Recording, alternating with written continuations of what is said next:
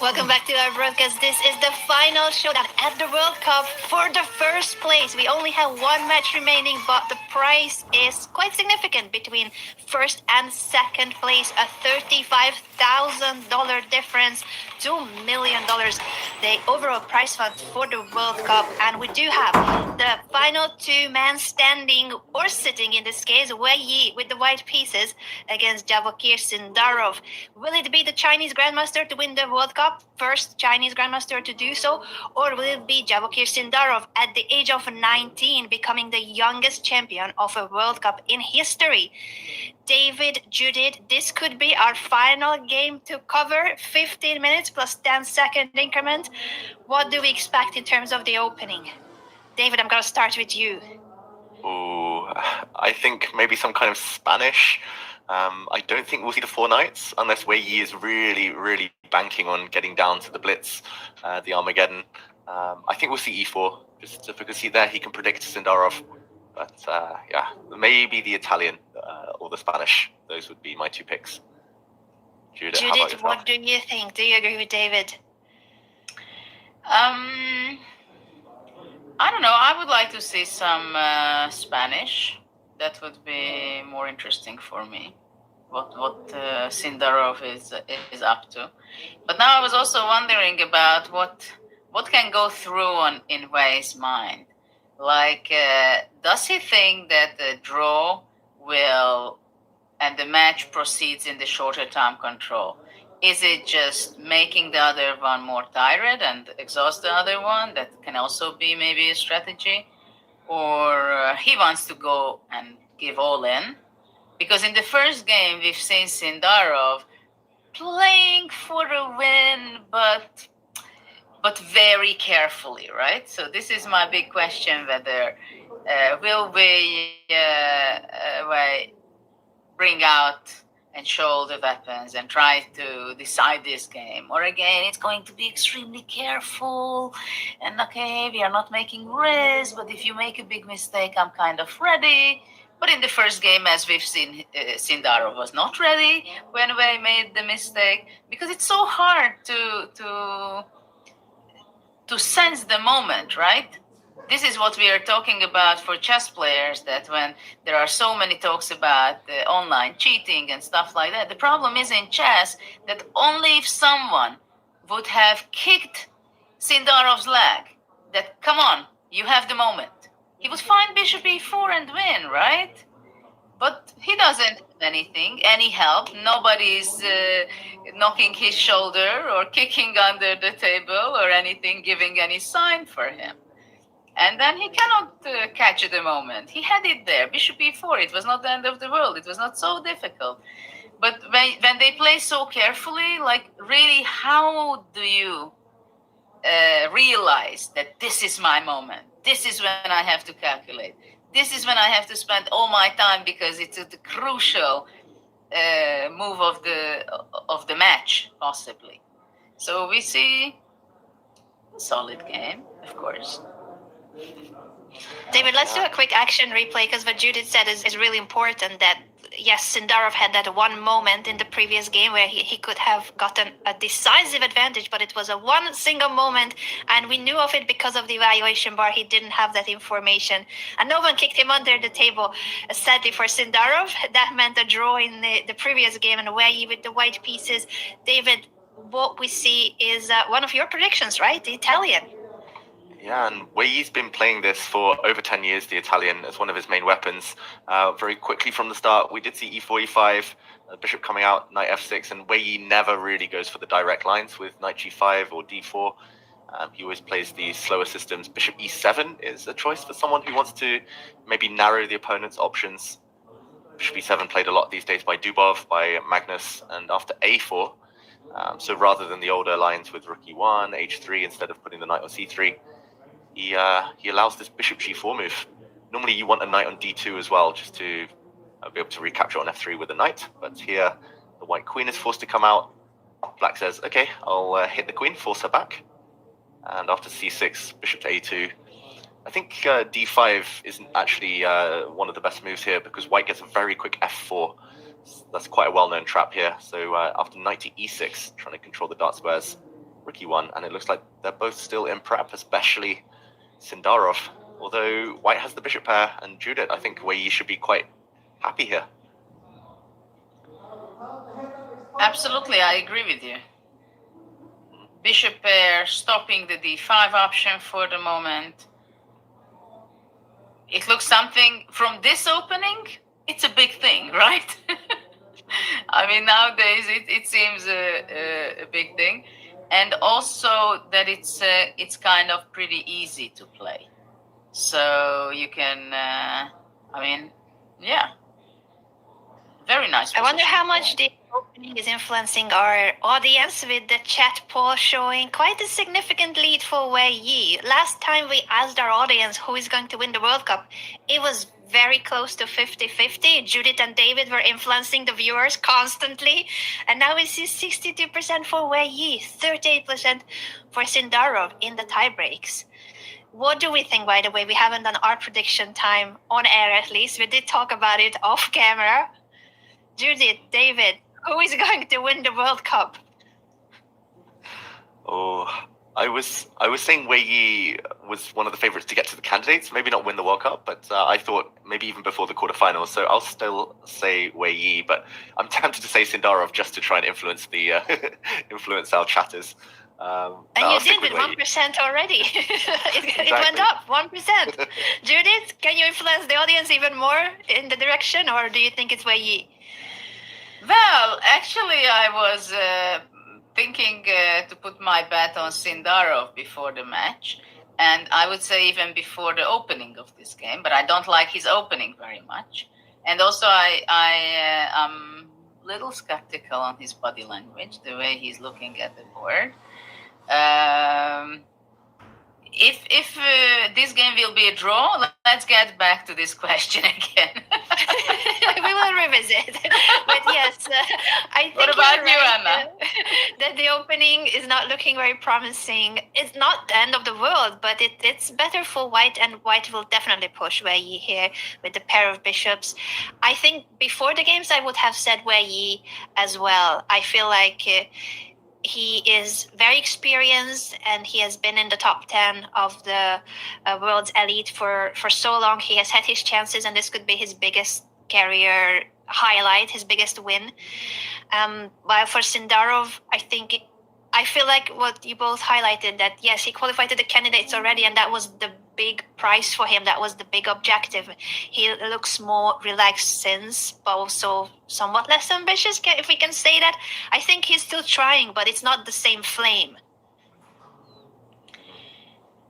At the same time, I believe in this position, you need a lot of patience for White also to be able to increase the pressure. And maybe if they would be or will be playing very tactical way, that is maybe not so much the straightforward.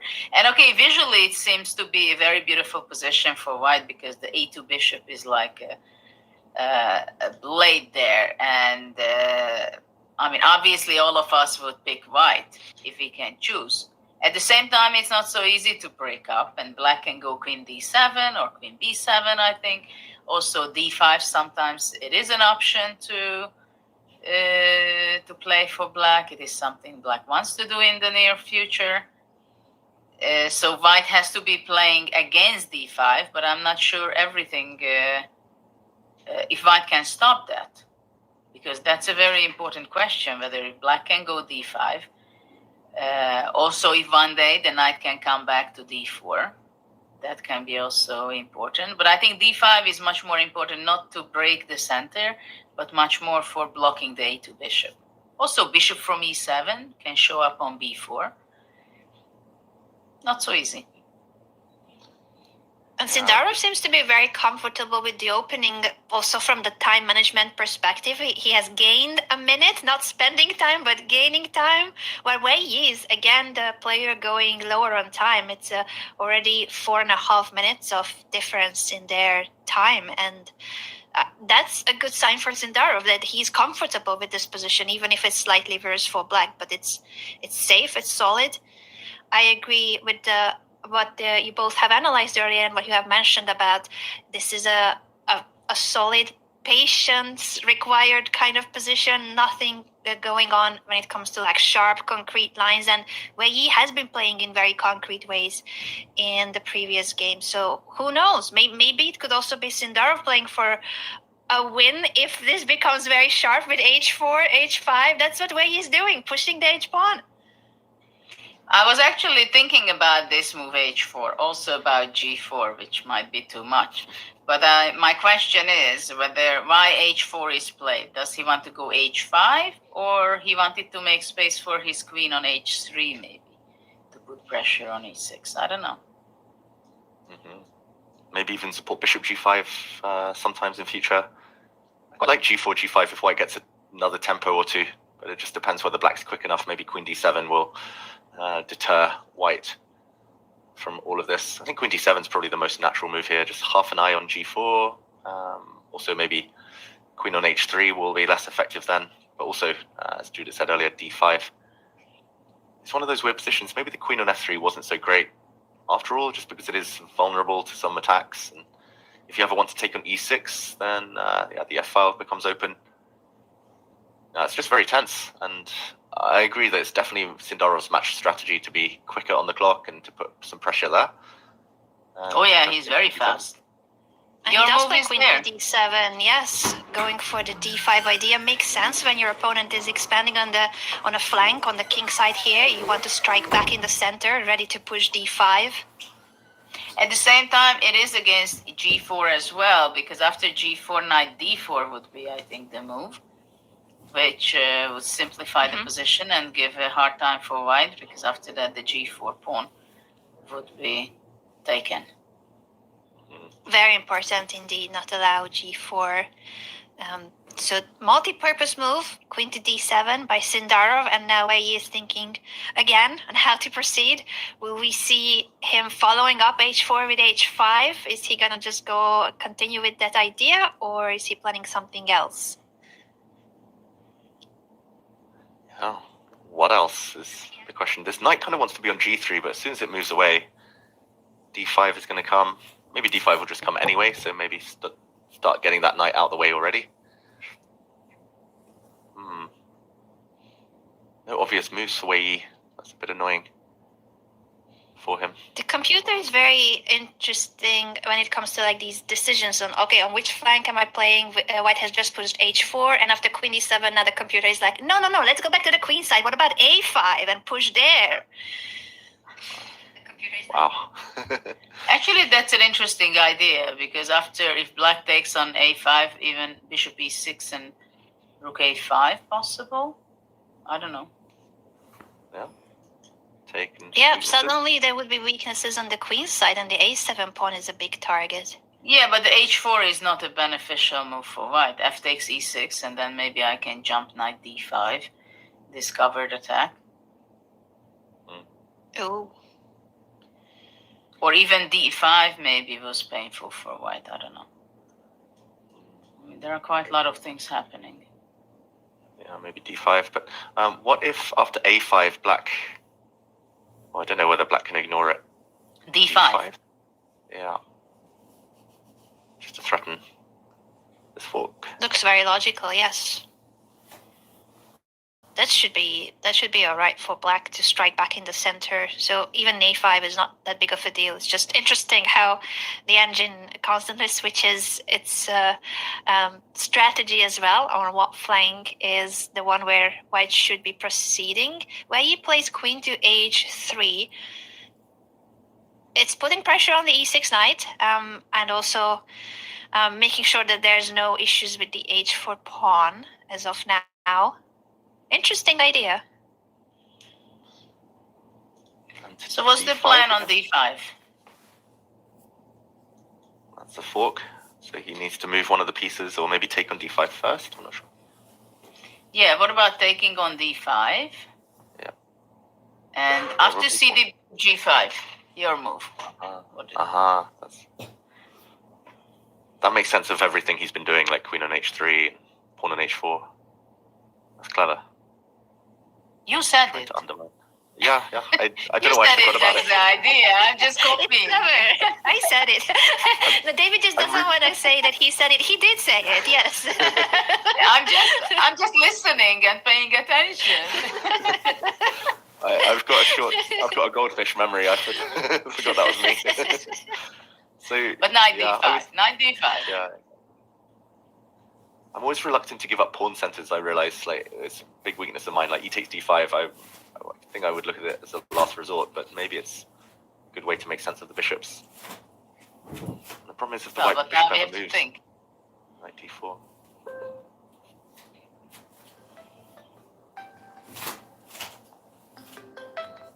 Are we gonna see this? Is d5 the main move, do you think, or is there anything else Sindarov might be considering after queen to h3? David, how do you see this? I think it's the move he wants to play, and it's, as we said earlier, with that endgame, like it's quite forcing. Normally, you should start with the forcing moves first, or at least the direct moves. If he doesn't like d5, maybe he'll look at other ones. I don't know, maybe moving the black knight out the way to say, okay, queen's off the board, maybe. H5 slightly interesting, just to play moves like knight g4, but very committal. I'm not sure he'll want to do that. I think he'll spend a lot of time on d5 and he'll play it if he feels it's fine. The computer likes, by the way, the idea of preventing all this bishop g5 position. So instead of d5, the engine suggests let's push h6 first, guard the g5 square, and then black is ready to push d5, and there are no bishop g5 moves coming in. Wow. Interesting. That's a lot of self-restraint. He plays a very calm move. He plays rook e8 instead.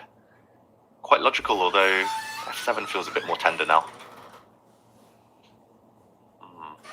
But nobody is there to attack. Queen from f3 left. One a2 bishop will not make a drama for the black king. True. So how can white make the most of this tempo? Not easy.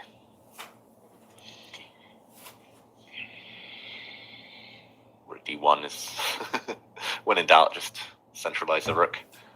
Or time for a5. Yeah. Ooh. Yeah. Could be time for a5 now with the queen on h3. But also I have a question. Is it too much to take bishop e6 and a5?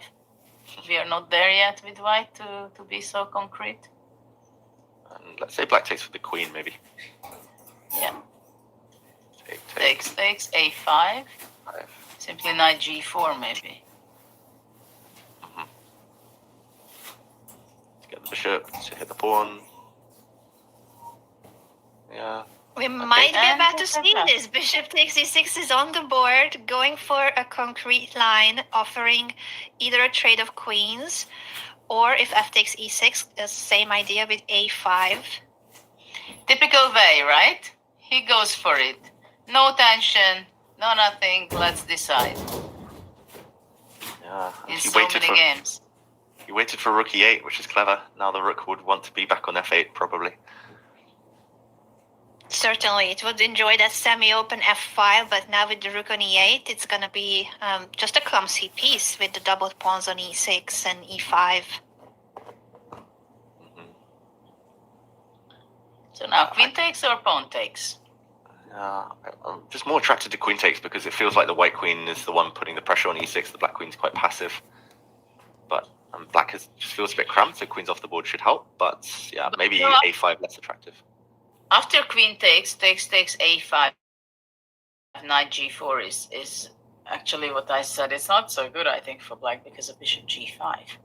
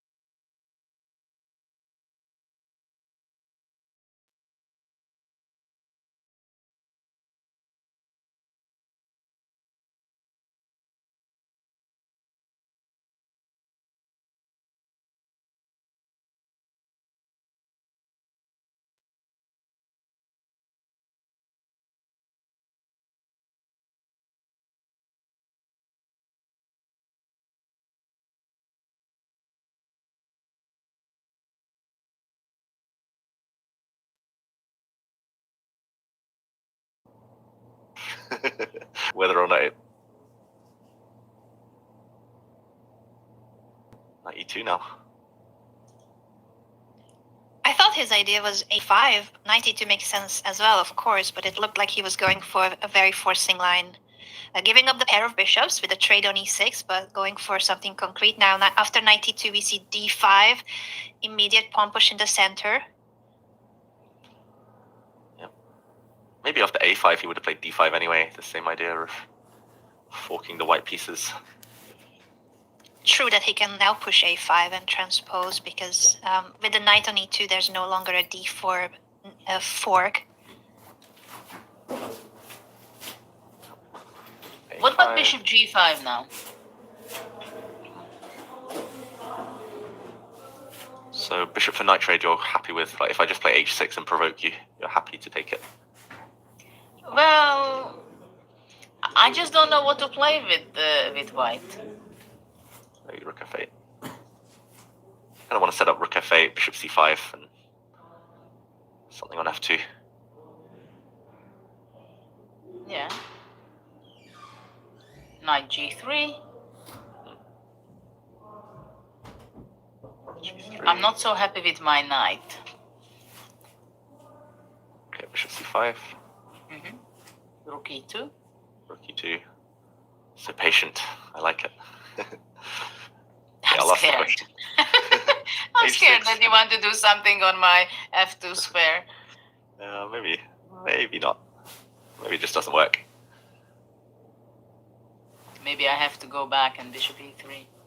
But what is my knight doing on g3 then? Yeah.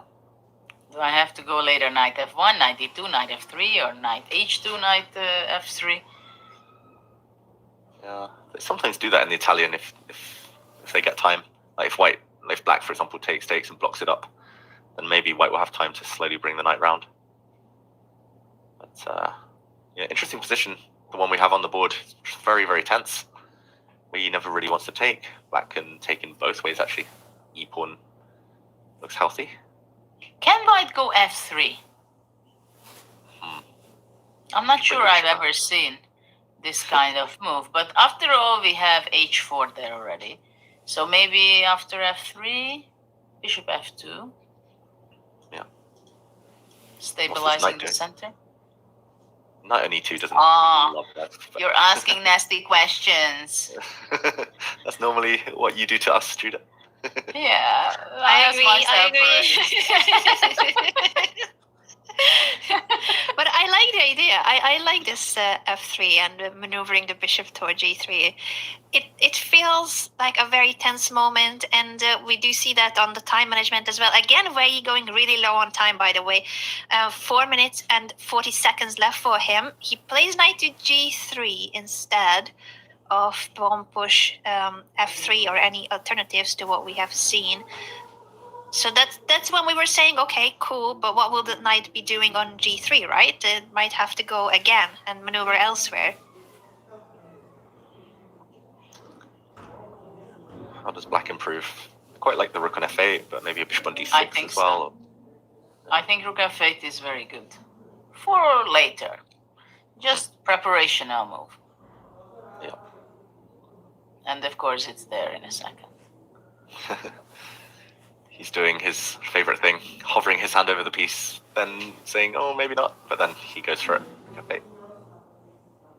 Keeping his substantial time advantage as well. It does feel like that's part of the strategy of Sindarov to put time pressure, to have the clock on his side in these games of the tiebreaks. Rook to f8, very logical, activating the rook on the semi-open file and saying to white, okay, what's next? what you gonna do there on the king side? Your queen is on h3, knight on g3, and now what? h5 is Wei Yi's answer. He's saying, I do have some intentions of an attack with pawn to h6 as well, perhaps? After h5, black goes h6, I believe. And maybe white will transfer the knight f1, h2. Maybe, I don't know if I can do it immediately because d takes e4, h6 on the board. Just to show this, d takes e4. Oh, it feels like there might be some tactics here. Rook d1. Okay, we're finding out. We see rook e2 instead, though. e2. It's a very safe move. Very, very safe, very prophylactical. Okay, so will black play rook f7 and preparing doubling the rook? Will he go knight h7 possibly? Also makes sense, I think, with idea of bishop g5 and creating the square for. I mean, black knight on g5, wouldn't it look so good having the rook on f4? Black is taking over.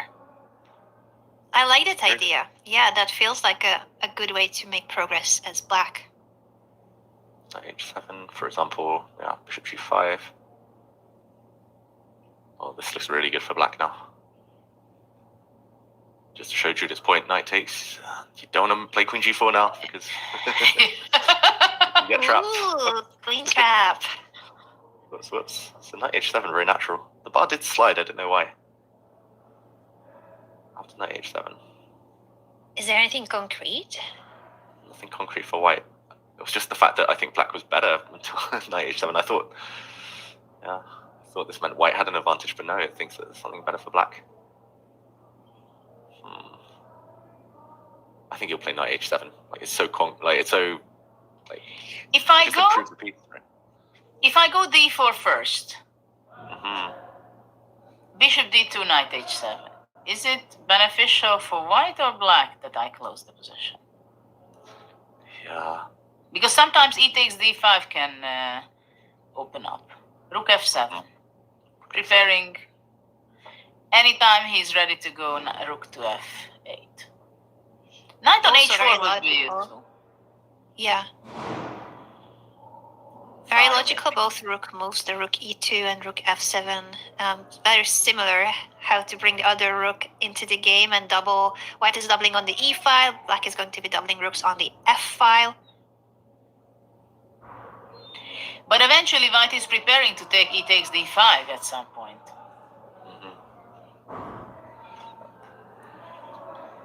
Yeah, maybe you should put bishop on d6 at some point just to defend e5.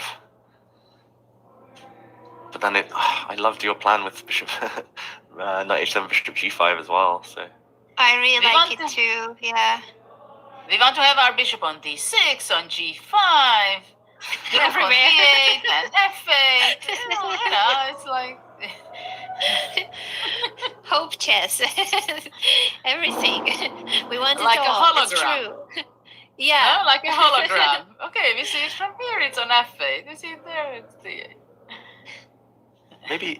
maybe now d4, since the white rooks are blocked on the e file. Maybe Now, wait. Sindarov follows you, David. Bishop d6.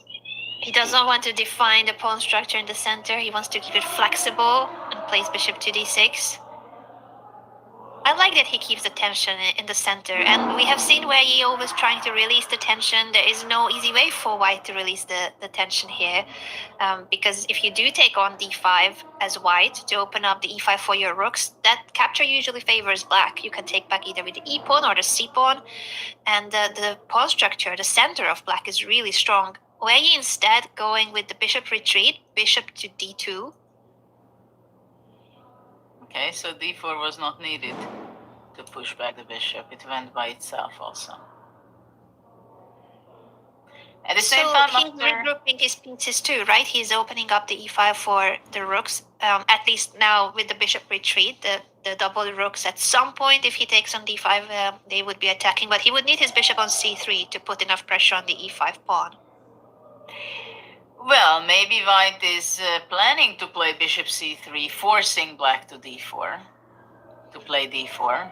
If, let's say, black goes rook d8 to f8, which is a logical follow-up after rook f7 move. But, I mean, I was ready to play d4 without provoking me. But Sindarov... Yeah, that's the thing, right? Sindarov wants to keep it flexible, doesn't want to define the center. Judith, we need to force him to push the pawn. You cannot just wait for him. But yeah, maybe that's what Wei Yi wants. I could see that because that is some kind of a progress that you at least make sure that the center is defined and there is no longer this tension, constant tension in the center. Yes. Yes, absolutely. I mean, I really like rook d8 to f8. because it can be not so simple for white. On f2, there are some problems can be later. Yeah, and maybe once the bishop goes to c3, that will also renew your ideas of knight h7, knight to g5, because that bishop is no longer guarding the g5 square. Yes. At the same time, probably e takes d5 can be played. It's getting real tension in this game. Black still has the time advantage, as Sindarov was playing very fast in the opening, as in previous games also. Ooh, Judith, there's a really pretty line with your idea that after bishop c3, it looks like white is threatening to take on d5 and win the pawn on e5.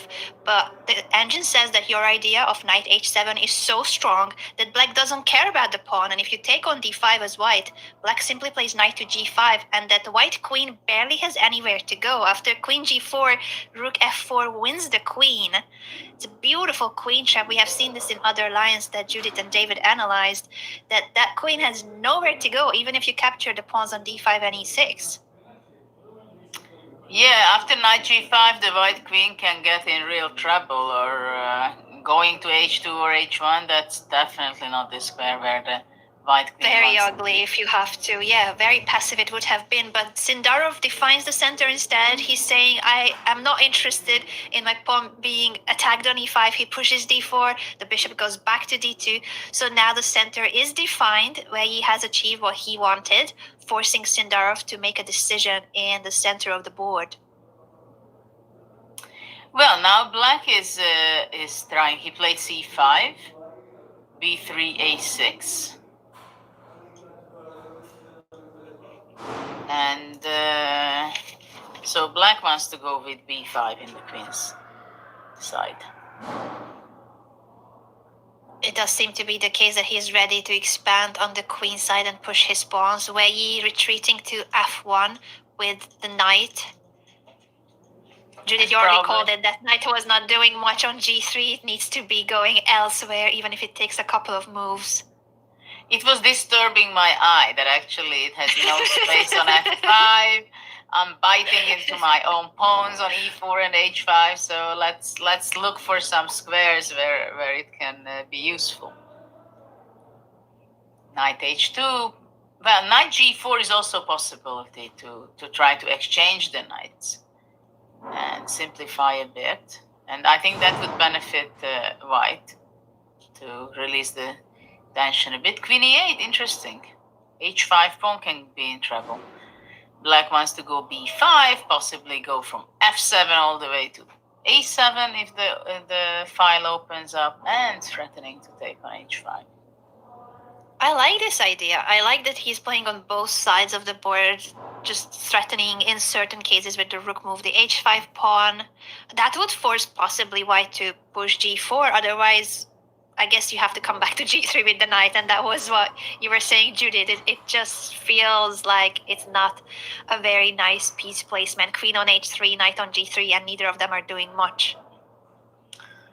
Krishna, 2, 1, 2, 3, 4. G4. G4. I think, don't worry, it will come on the board. It will be there. The only question is when. It might have to be played. Yeah, and this Sindar are going to try to provoke g4. David, how do you see this position after rook to a1? Will we see black targeting that h5 pawn with a rook lift over to the queen side potentially? Yeah, I think so. I'm not sure where the rook goes. Like maybe a rook on b7 or c7 to support a later c4. That's the end goal for black. But yeah, I'm trying to figure out who I would prefer. I think I'm more used to these positions with whites, where I have a slightly healthier structure, but maybe on the passive side, compared to black, where you feel like you've got the activity. Rook e7 though, and the knight's back on g3. Okay, I'm going to now say I prefer black, just because that knight. What happened? What happened in this last one move? The knight's back on g3. What can I say, Judith? You turned me so hard against that knight. Oh, I love knights. It's getting an exclamation according to the computer, so that the pawn on h5 is guarded, but still, it is a piece that's not going anywhere. I also prefer it from black's perspective, Judith. You have convinced us that white has nothing going on the king side. Nah, don't be so upset with white. It's not so bad. You know, F4. F4. Let's go. F4 takes E5. Back in business. Take initiative. Wow. E5 takes, FG, Queen G3. Bring back the other rook from A1 to E1. Wow. It's a good turn. Oh, again, we let Judith attack. We always make this mistake, David. When Judith unleashes the attack, suddenly the board is on fire again. Yeah. No, the only thing I can say that I have some initiative and compensation, but maybe it's not enough. I'm just happy I don't have to watch the G3 knight anymore. Oh. Even a pawn that is better than the knight on G3, Judith. Visually, yes. It's gone again. It's gone. Queen E8. Drofer. Sindarov says no. Oh, B5. no draw offer. He's pushing B5.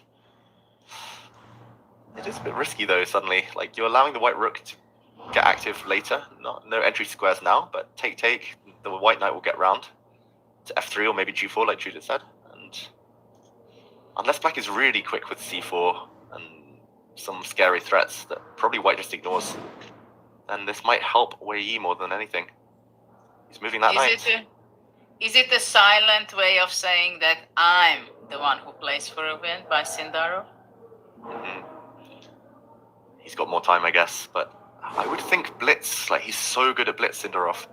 Like I thought maybe that was his match strategy, but he wants to make it to shorter and shorter time controls. Could very well be the case. Not necessarily because of the clock, but more the increment. Like Wei Yi is low on time in every game anyway, and here he gets 10 seconds extra.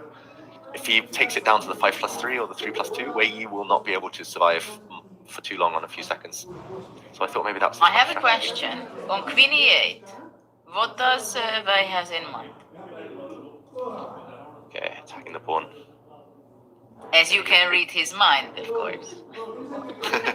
Surely he'll take on B5 and play Rook A6. Yeah, that I would think also, and then I move away with my bishop to C7. Mm-hmm.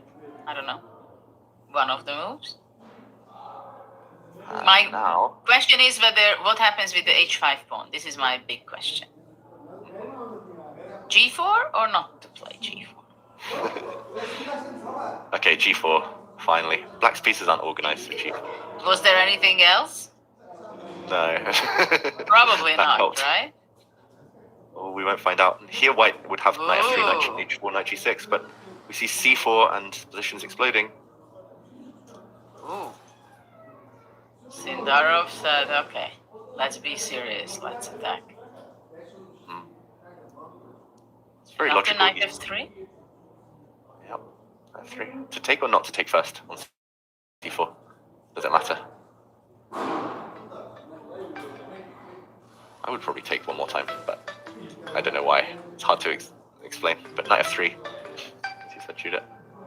The knight's coming. Queen E8. No, but then Queen E8, Rook A6. Yeah. Oh, just show that. Queen E8, Rook A6, and if the bishop now moves, white's got a new. Oi. I had this feeling you're gonna show that my rooks are in trouble. He takes once first. And we do see those trades on C4 indeed, and then knight to G4 offering a knight trade. Pawn to C3, expanding further on the queen side. Which way does the white bishop go? If it goes to C1, it might never move the rest of the game. If it goes to E1, it can maybe sneak out via a different diagonal, but temporarily it's more passive. Well, he takes on F6 first, it's a check, and then he will decide which square for the bishop. I think he goes to E1. Mm-hmm. Yeah, he visualizes that bishop on H4.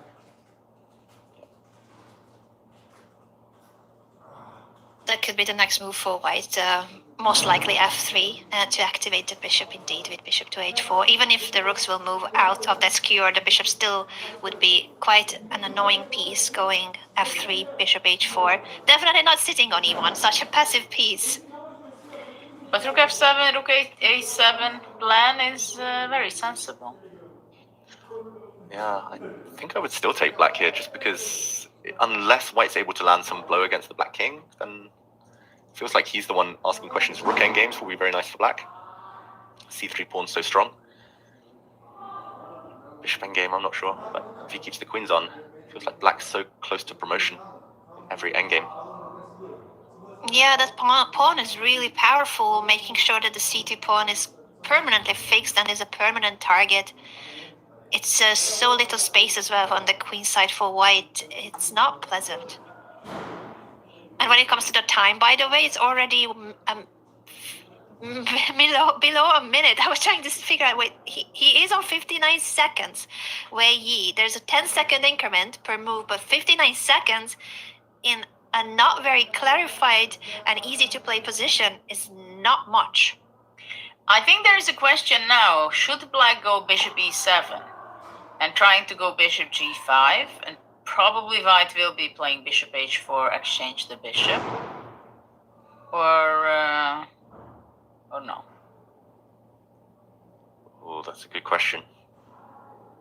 I think if the bishops and queens come off, then white is in a bit of trouble maybe. But with the queens on, maybe white's queen will hit these pawns. Rook a2 played instead. He wants the other rook to a7 maybe, or maybe rook b7, rook b2. This is so passive, white's rooks, but maybe he's only got one weakness, so should be okay. Bishop to h4 played. I like a lot those ideas with the rook coming to the second rook as well, coming to the queen side. Will he go rook a7 and try to exchange one pair of rooks? Or trying to play rook b7 and doubling on the second rank? Yeah, it looks so ugly. I would think rook b7, that he will keep the rooks on the board and keep the tension. Yeah, white's rook will have to go to c1. But maybe there's no way through there. It's just one weakness. One big weakness on c2, but only one. It can be protected for now. But some pressure in the position, some pressure on the clock, and that's what Sindarov has been doing really well in his match against Wei Yi, keeping the time advantage and putting pressure on the Chinese grandmaster in both ways, the position and the clock at the same time. That queen maneuver looks nice, David. I like the drawing that you are making on the board. Yeah, queen on f7 just covers everything. Looks like a very difficult position for white. Mm-hmm. But at some point, maybe f4 must be done. How's he going to do it? He's going to put his king on h3, play g3, f4, and go for it. Well, even f4 and takes e5. Ooh. Yeah. Maybe a bit later. King h3 looks like maybe what he's planning. He has 40 seconds to decide whether to sacrifice a pawn with f4 or go king h3. What other ideas are there for white? I thought if white goes rook f1, rook b2, rook f2 to defend, and then f4, but I'm kind of afraid of having the black rooks on the first rank. g3. He pushes g3, preparing to play f4 at some point. Still not possible, but it's one step closer to making it possible. Yeah, like the computer gives 0.0 because it thinks probably that neither side can make progress, but it is the type of position where if black accidentally allows f4, white could be better, but if white accidentally allows the black rooks in, then black could be better. It's such a weird one. It's hanging in the balance. Rooks on the second rank now. Really passive rooks for white, but suddenly rook f2, king h3, f4. At least white's got a plan. Suddenly not so clear what black's doing next. He plays king to h7, stepping out of the g5 for now. King to g2 by Wei Yi. Maybe he wants to go g5. Would make sense. try and get some queen exchanges going. Although white can probably take en passant and just... White will not exchange. White will sneak out with the king. But actually that was kind of a tricky thing. If white goes king h3, that would be kind of a trap, which black would be happy to play g5 takes and forcing the queen swap. Oh, he's coming back round. He wants to play rook g8, Okay. maybe Okay. before g5.